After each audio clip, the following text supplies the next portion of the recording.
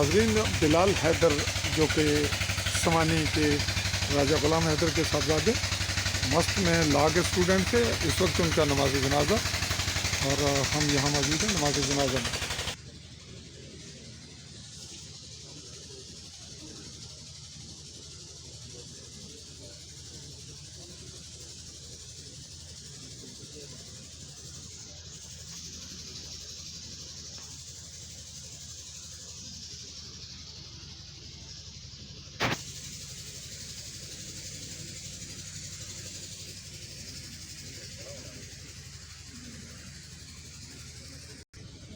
जी, नमाज जनाजा की आमद हुई।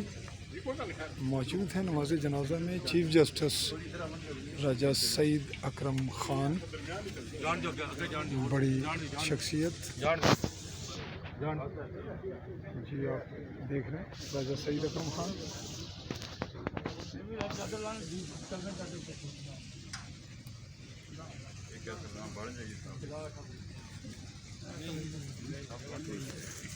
कि दुनिया के अंदर इंसान की जो तमन्नाएं, आरजुएं और पसंदीदगियां होती हैं जो शरी और जायज़ हुदूद की हैं, कभी अल्लाह किसी ईमान वाले से वो चीज़ें ले लेते हैं दुनिया में। जन्नत की नेमत से हमारा ये बच्चा इसलिए